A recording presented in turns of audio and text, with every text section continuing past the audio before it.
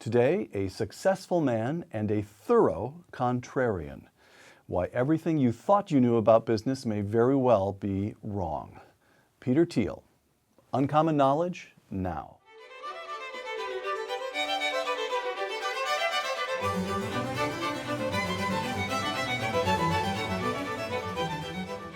Welcome to Uncommon Knowledge. I'm Peter Robinson.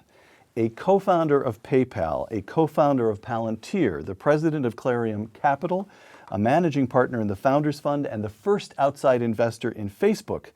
Peter Thiel is one of Silicon Valley's leading investors, one of its leading thinkers, and, since finding himself portrayed in the movie The Social Network, one of its leading celebrities.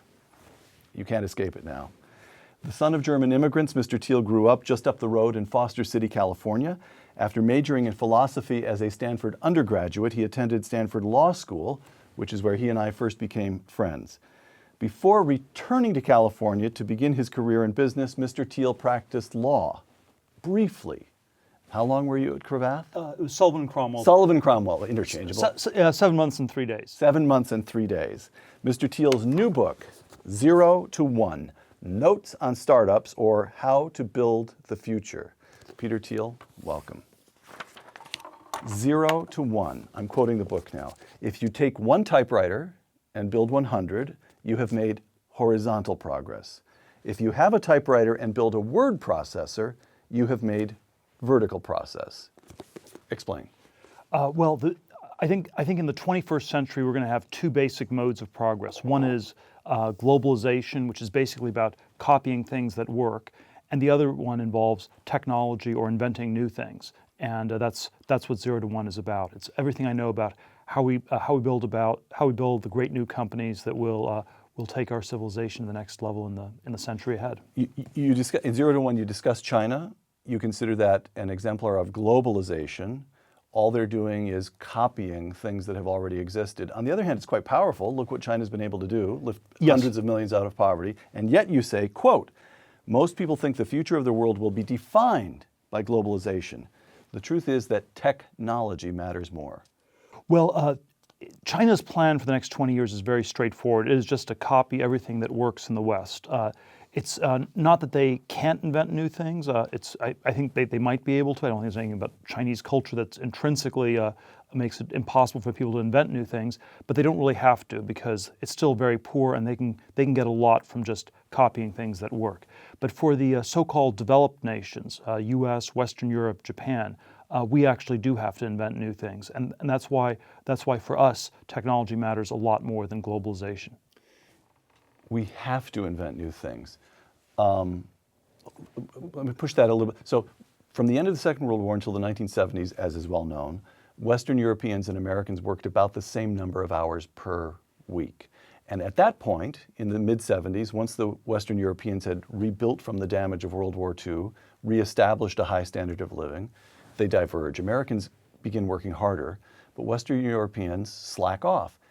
But isn't there something to that point of view, that after a certain point, you don't have to invent new things? You can leisure becomes more important. Time with friends, strolling down the Champs-Élysées, stopping at a cafe for cafe au lait or a nice Cabernet. That's the way you should live. The Europeans are onto something. It's not clear how well it's working, and I agree there are differences between U.S. and Western Europe, but I would argue that the entire developed world has entered an era of relative stagnation for quite some time. We've seen progress in computers, internet, mobile internet.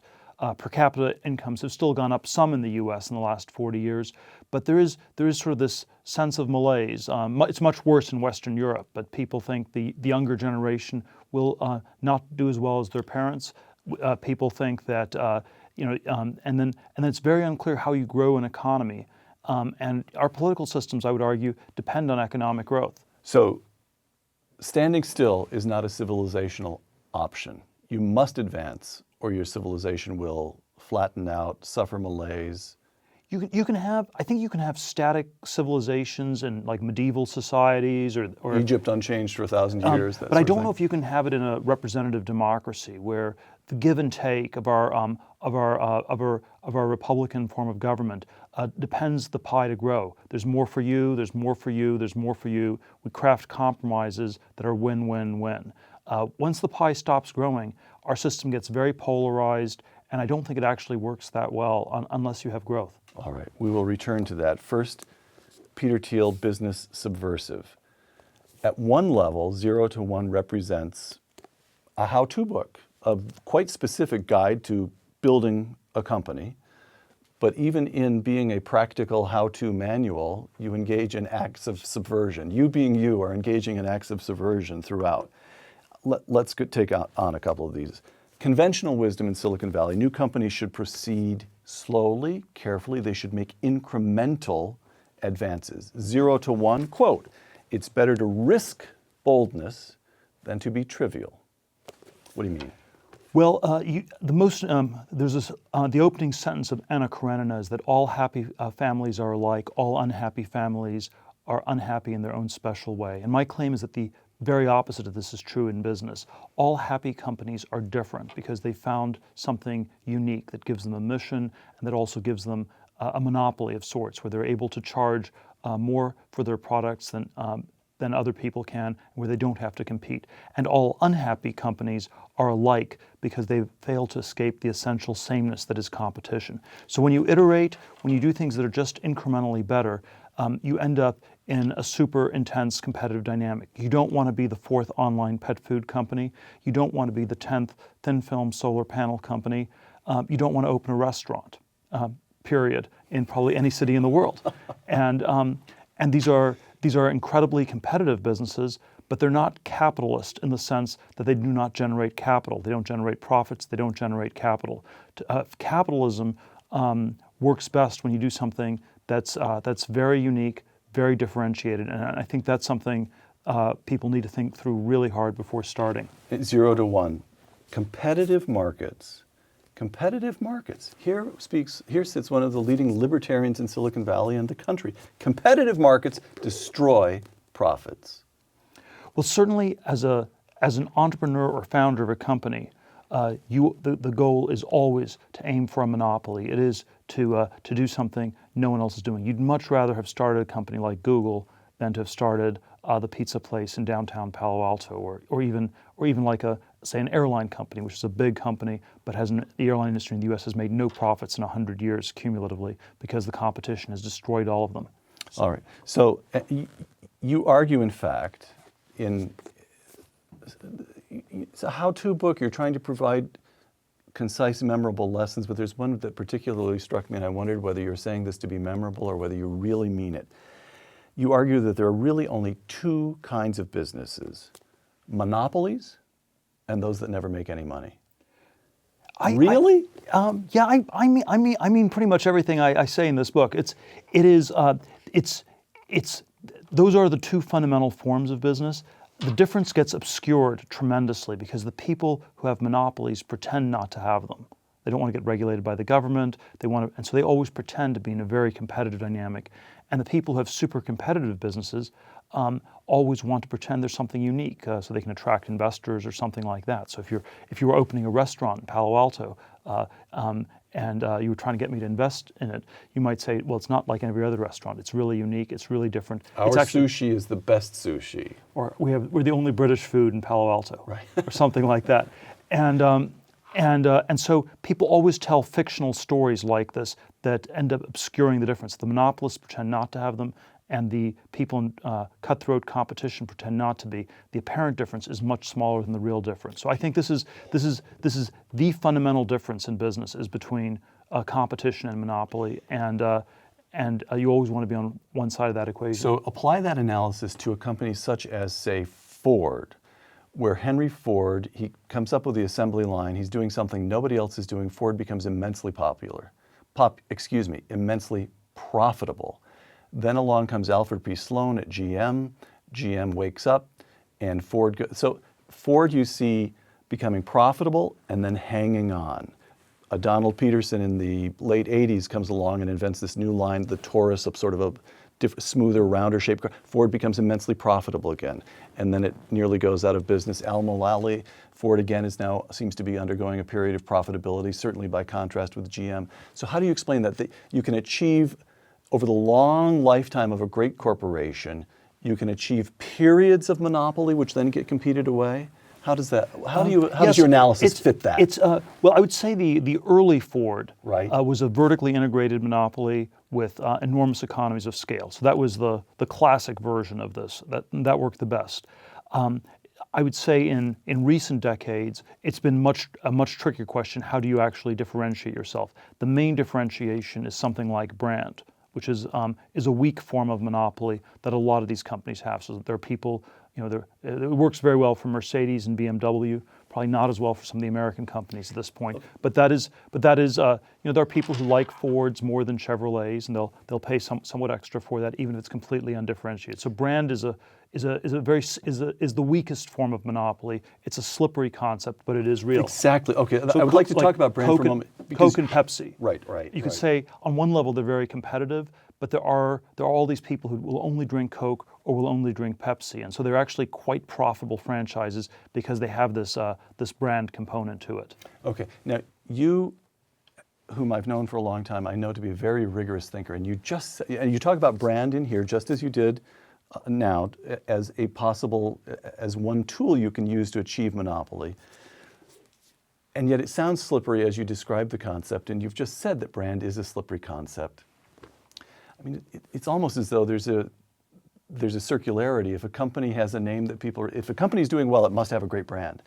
And yet I know you can't be satisfied. How do you think through the question of brand as an investor? Well, I don't understand it. So I think it's a real phenomenon, but I don't understand what make it's like. But it is objectively the case that brands have power. It's objectively the case that there are people who will pay more than products cost to manufacture because they like the brand. So marketing works, advertising works, and there are contexts where it can actually generate a real brand. I prefer not to invest in those sorts of companies. I prefer to invest in companies where there's a major technological advantage, or you have the vertical integration, or you have other types of monopolies that I consider to be somewhat more robust. But brand is a very major one. All right, which leads to another tenet of conventional wisdom that you overturn here in 0 to 1. You hear it said over and over and over again, hire the best engineers and just focus, laser-like focus, that phrase that comes up again and again, focus on your product. Get the product right and it'll sell itself. And Peter Thiel says in 0 to 1, sales matter as much as the product. Well, it's always a combination of technology and the selling of technology, and certainly the conceit that engineers have, maybe scientists even more than engineers, is that you don't need to convince anybody of what you're doing. The world will beat a path to your doorstep to get what you're producing, and there are certainly products where you have enormous lines of people that show up. Apple Computer was able to do this, but the sales didn't happen in a complete vacuum, and so there's always a sales component. It always tends to be, again, something that's somewhat hidden.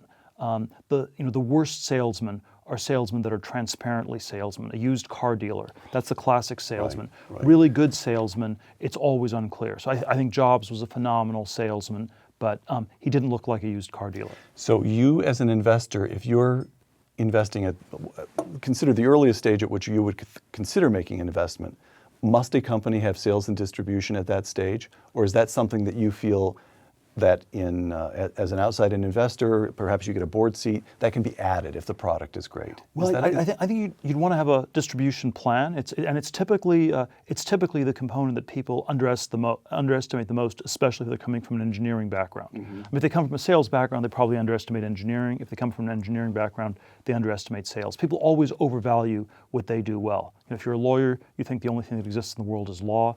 If you're a scientist, right, there's nothing but science.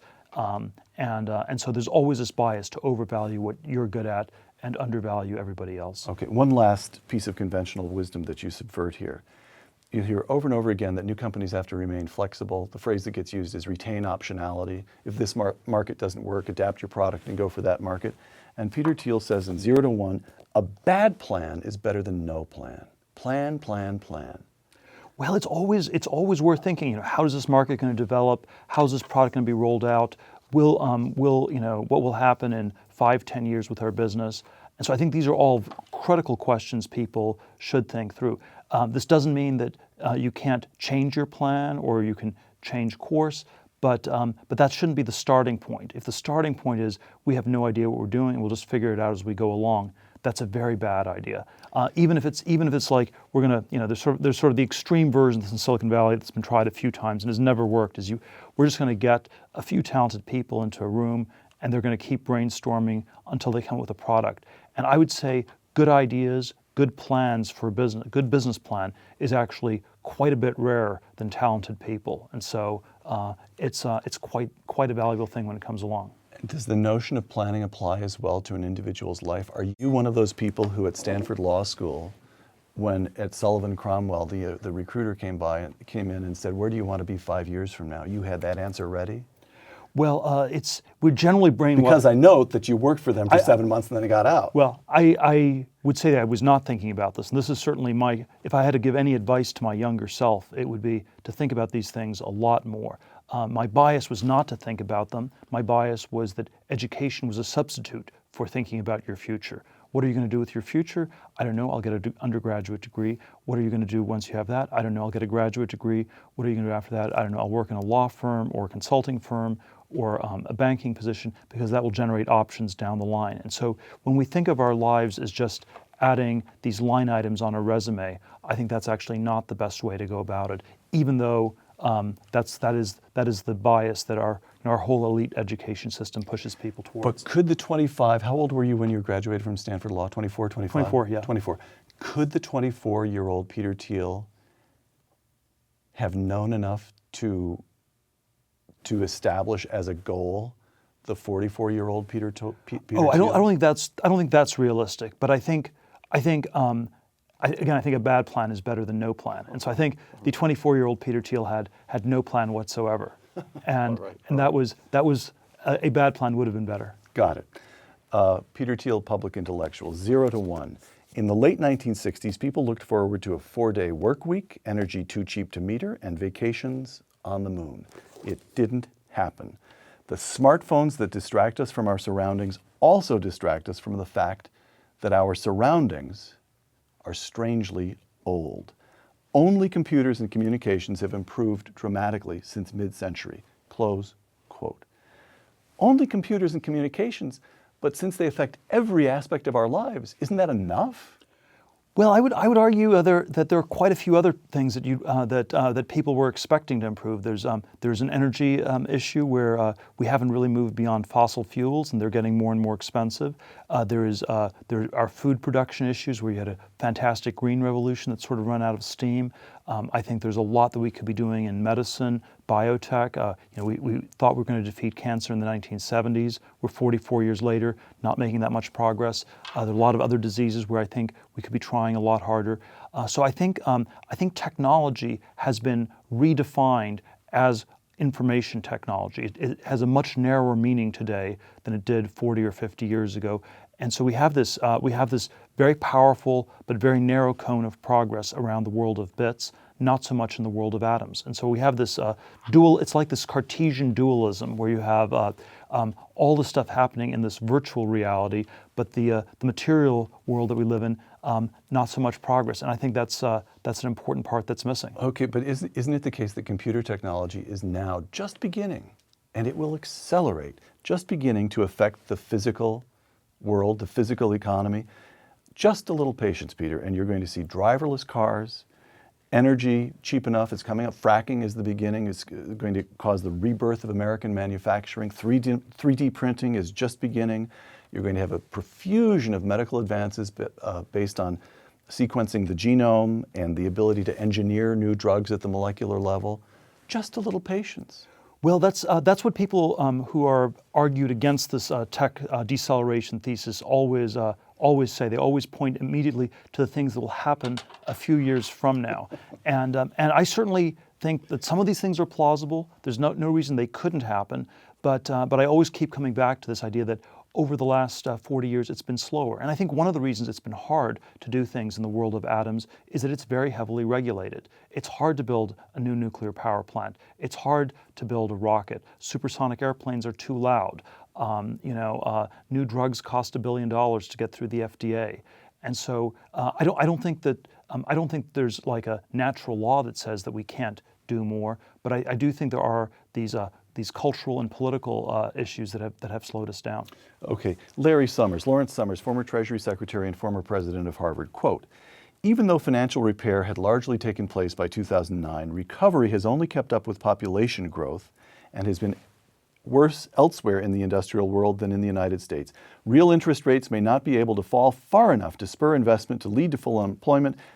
The presumption that normal economic and policy conditions will return at some point cannot be maintained." Close quote. So Lawrence Summers is saying, not only is Thiel onto something, but he's understating the case. New normal is slow growth and stagnation. Yeah, although the place where I would part company very much with Summers is on what he would do about this. Summers analyzes this as a macroeconomic thing, and he looks at it from a Keynesian perspective where you have to increase demand. So you have to increase money printing, you have to lower interest rates even more, you have to increase deficit spending, you have to figure out ways to get consumers to borrow even more money, extend even more credit. And this strikes me as completely crazy. I mean, consumers in the U.S. are borrowing too much as it is. You know, you have all the baby boomers are approaching retirement in an actuarially bankrupt state. So it's quite irresponsible to try to stimulate demand. I have a much more classical view of the economy, where I think the only side that really matters is supply, the overall productivity of the economy. And so we have to ask, why is it so hard to make new things, to create new things? And I think that doesn't have so much to do with what Bernanke or Yellen are doing at the Fed, and it has much more to do with the micro regulations that drive microeconomics, that drive the supply side. You sound like Ronald Reagan as adjusted for some experience in Silicon Valley. Will you accept that characterization? It's close, although I think in our time, marginal tax rates aren't as important, right. And I think the regulations are more important. Okay, all right. Which leads us to Peter Thiel and the United States of America. Education. You yourself attended Stanford as an undergraduate, then you went on to Stanford Law School, and in recent years you have been scathing on the topic of American education. And in fact, you've founded the Thiel Fellowships to entice bright kids to drop out of college and start their own companies. You've said that we're in an education bubble. And a bubble means that there's unreality involved. People are buying things that aren't real somehow. And yet, Peter, American higher education is such that students from around the world are clamoring to get into Stanford or Harvard or name any other, really at quite a low level into the ranking tables, you'll find foreign students trying to get into American schools. Explain. Well, we have a bubble in education, just like we had a bubble in housing in the last decade or in internet stocks in the 90s. It's reflected in the fact that people are spending more and more. The colleges costs have gone up by 400% after inflation since 1980. You now have over $1 trillion in student debt. And even though in many cases it still is somehow, it makes sense for people to do it because they get this credential that's so important for all these other things, it is a somewhat parasitic system. You know, it's like a very, very expensive IQ test that's being administered, where an IQ test would cost $25. Harvard education costs $250,000, and so yes, once you have that credential, you get a better job. But it's an incredibly high tax that's being extracted. When people use the word education, that's always an incredible abstraction already. And we should be talking about like what specifically are you learning? Is it STEM? Is it science, technology, engineering, math? Is it real liberal arts where you're actually studying the humanities? Once you use this abstraction, it can mean anything. You can think of economically as education and investment. Is it a four-year party? Is it a consumption decision? Is it an insurance policy people are buying? Or is it, as I claim, in many cases just a tournament where the value actually consists of the fact that these colleges exclude people primarily? And if you were president of Harvard or any of these elite universities, the one thing that would get you fired right away would be to dramatically increase the enrollment. in a normal business, you have the entire world clamoring to get in. You'd say, okay, we're going to increase enrollment by 20% or 100% over, maybe a 10, 20-year plan. You don't have to do it right away. But because we're offering such a great education, obviously more people should have it. And I think the only sort of business that wouldn't increase it, it's like a crazy nightclub. It's like Studio 54 or something like that, where you have just a long line of people getting in, and the more exclusive you make it, the more valuable it is. So it masquerades as something positive sum. In reality, it's very zero sum. I said scathing. That applies. So if it's a bubble, in what way will the bubble pop? It's hard to say exactly how it ends, because one of the reasons that we've put so many resources into the education system as it is that people can envision any kinds of alternatives. They can envision doing anything different. What I think will happen is that we will start to see more alternatives. And I've never said nobody should go to college or anything like this. I think we should just have more choices. It should not be that you go to Yale or you go to jail. It should not be that you have to get a college degree. And the analogy that I've suggested is that in some ways I think the universities face a crisis somewhat similar to that of the Catholic Church in the early 16th century, 500 years ago, where you basically have a unitary system. There's one way, and it's sort of a secular, atheistic version of the Catholic Church. It's like an atheist church, where your salvation consists of getting a college diploma. If you don't get a diploma, you will go to hell, and there's no salvation outside this university system. It's costing more and more. The indulgences are getting more corrupt, and I think the disturbing message that I have, which is similar to that of the 16th century reformers, is that there's not any formula, and that people have to figure out a way to save themselves, and that's a disturbing message, because we'd like to have a formula. So you mentioned a moment ago, if you had any advice for the 24-year-old Peter Thiel, if you had advice for the 18-year-old Peter Thiel when you were graduating from high school up the road here in Foster City, would you have said, would you say now to your 18-year-old self, don't go to Stanford? It would be, why are you going? It would be. I would say the advice would be That's always a slightly slippery answer there. It's a little slippery, but it's so hard to rerun these experiments. Of course. Go ahead. But it would be value substance more than status. So are you doing it for the prestige, for the status, or are you doing it because there really are a lot of important things that you want to learn? So go long substance, go short status. Got it. And that's advice not just for 18-year-olds. Okay. While we're on education, so the alternatives will take what form? MOOCs? Is the internet where we're first going to see the first cracks in the edifice of American higher education? I think it will be I think it will be just very heterogeneous. It will be many different things. So it may be MOOCs. It may be amped up vocational training. It may be academies where you learn, say, computer programming in 6 months, and we can actually get a really good job without a 4-year degree. And to what extent? It may be just a whole range of things. To what extent is the policy of the federal government supporting the education bubble? Well, it's encouraging people to take on all these loans. It's subsidizing the loans, and then perversely, it's making it impossible for people to ever get out of them. So you cannot get rid of your student debt, even if you personally go bankrupt. It's attached. It's a form of almost like indentured servitude. It's attached to you, your physical person, for the rest of your life. 0 to 1. The government used to be able to coordinate complex solutions to problems like atomic weaponry and lunar exploration. But today the government mainly just provides insurance. Our solutions to big problems are transfer payment programs. Close quote.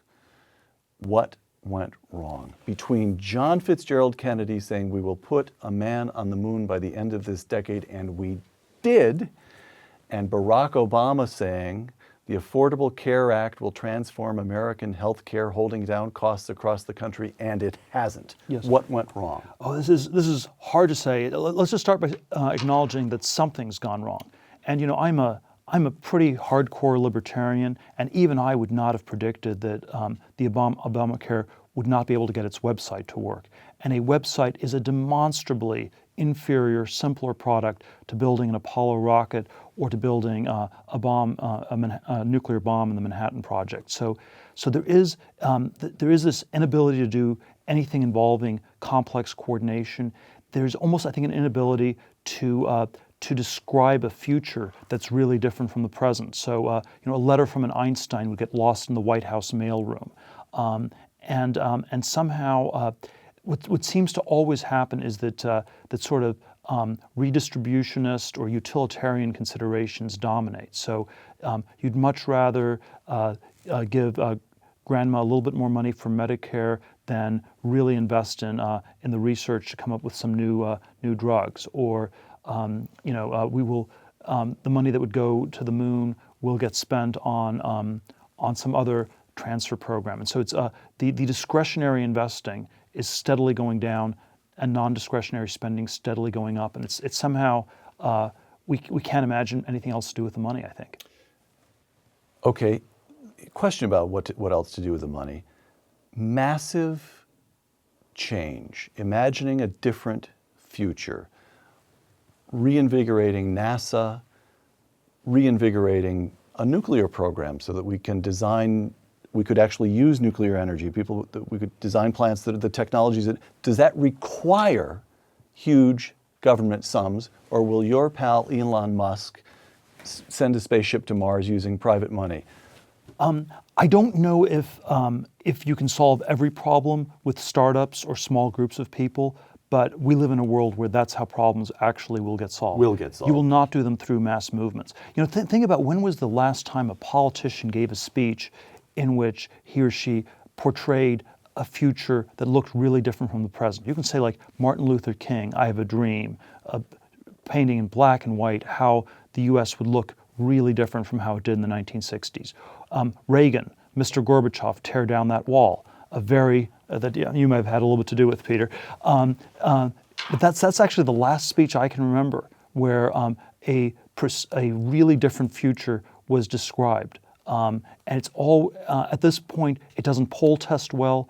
I think people don't believe in the future. Every science fiction movie that gets made shows technology or a future that looks different is a bad future. It's The Matrix, it's Terminator, it's Avatar, it's Elysium. I saw the Gravity movie the other day. You'd be happy to be back on a muddy island. You'd never want to go into space.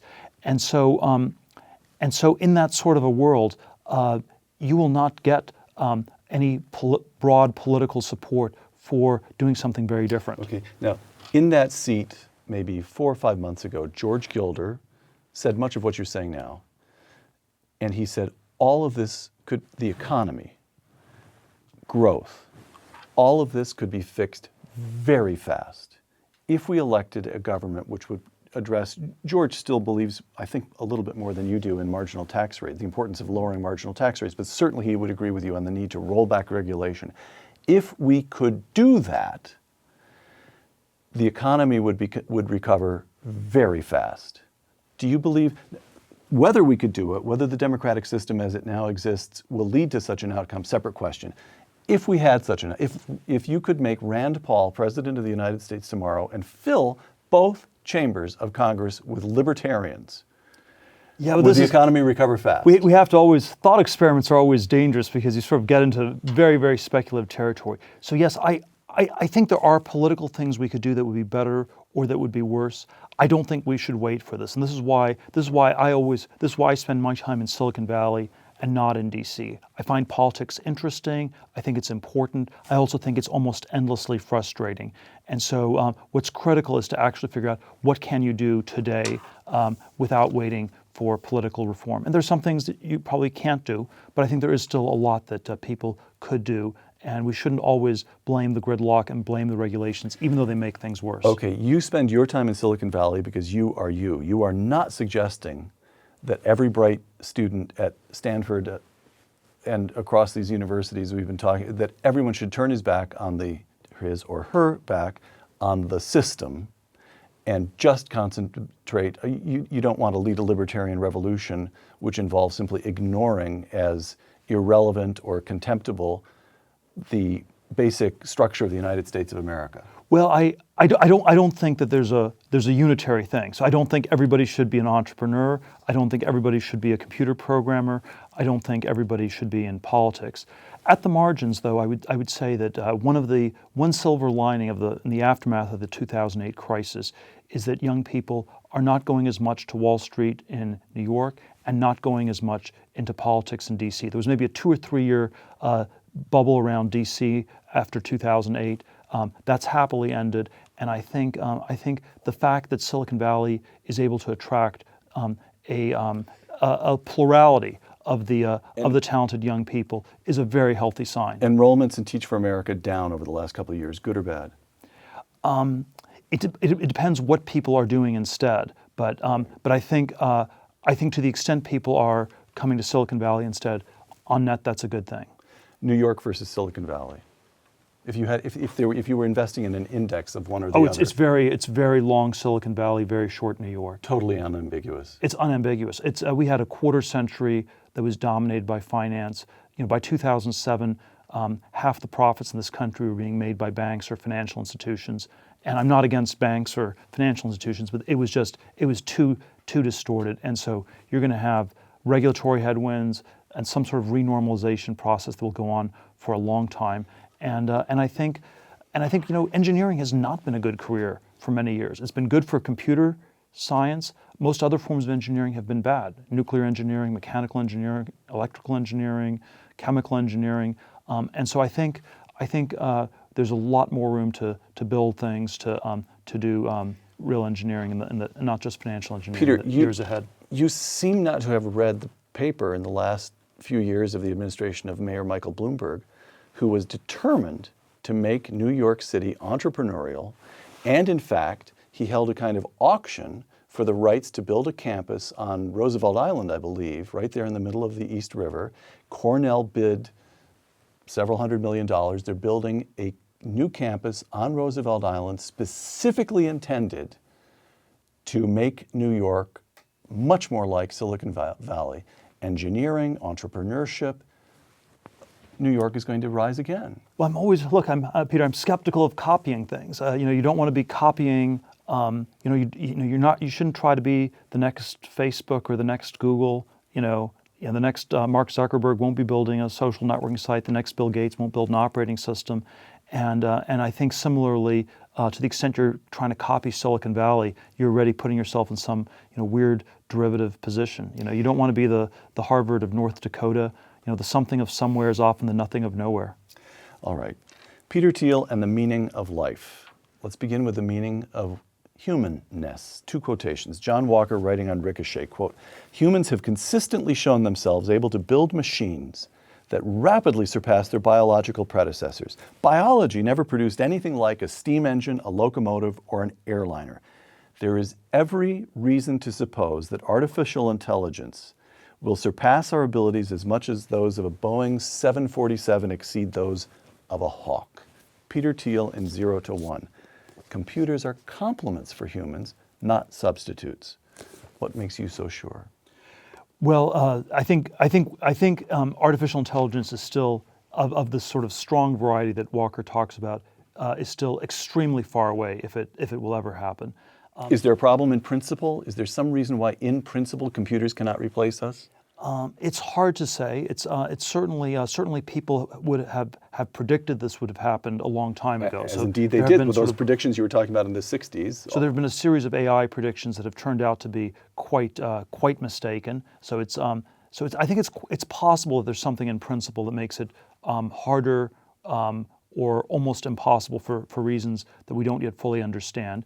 But I think the reality is that humans and computers are just good at very different things. They are therefore mostly complementary. And the fears that people have that they will be replaced by computers, I think are largely unfounded. Technology frees people up to do other things. It's scary if the computers were better than humans at absolutely everything. I think that's still very far away. That's somewhere between science fiction fantasy. Ray Kurzweil's mistaken. The singularity is not upon us. The singularity defined as the moment when we have a machine that's smarter than we are? Yeah, I think it's not as close, and I think his view of the future is mistaken. When one says that the singularity is near, this sort of portrays the future as this thing that just happens. It's just these exponential curves. All you need to do is sit back and eat some popcorn and watch the movie unfold.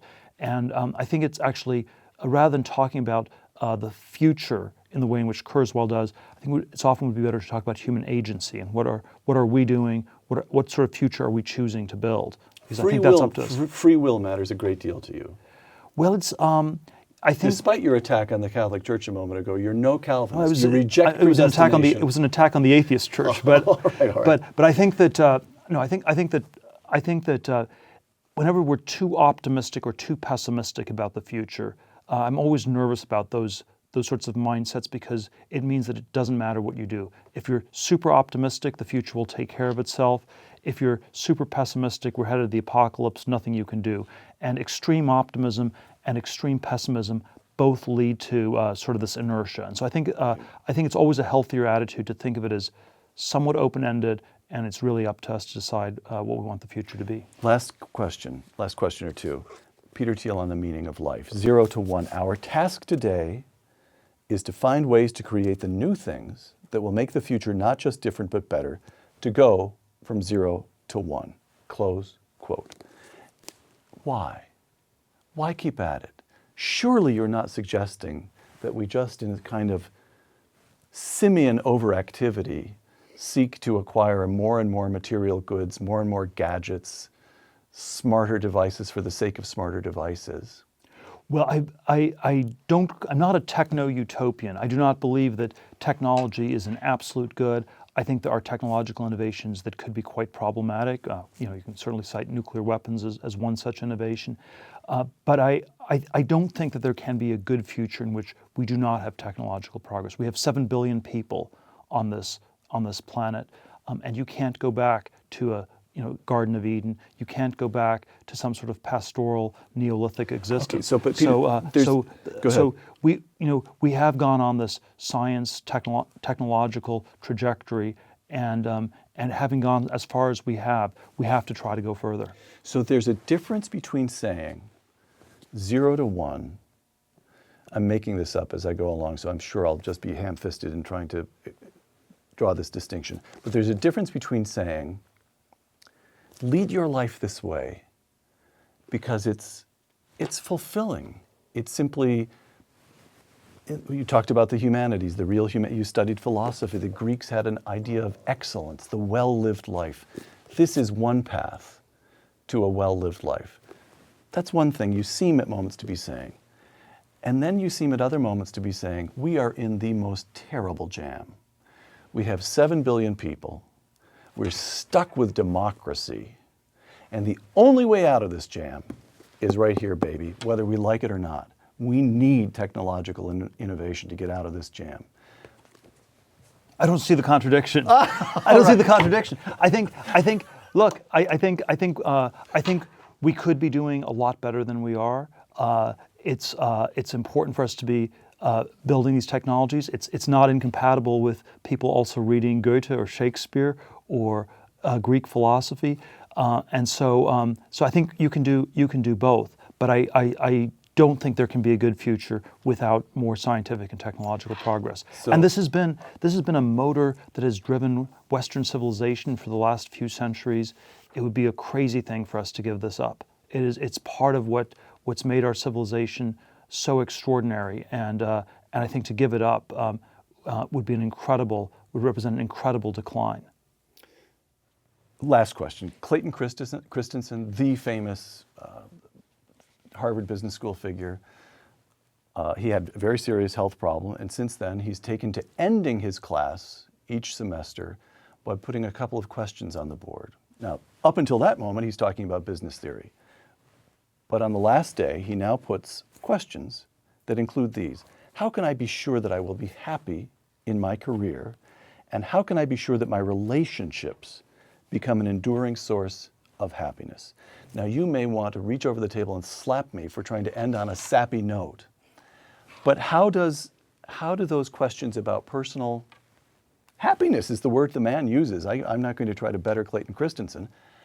How does happiness figure into Peter Thiel's plan of action here? I always prefer meaning to happiness, but I think that I think we have meaningful lives when I find them to be very meaningful when we do things that are important that otherwise would not get done. So you don't want to be just a cog in a machine. You don't want to be just doing something that if you didn't do it, 1,000 other people would take your place. And so it's always but for you, but for this venture or this company that you're working on, this important thing would not get done. That tends to be extremely meaningful, and I think you should always aim for that. Peter Thiel, author of 0 to 1, thank you. Thanks for having me. For the Hoover Institution and the Wall Street Journal, I'm Peter Robinson.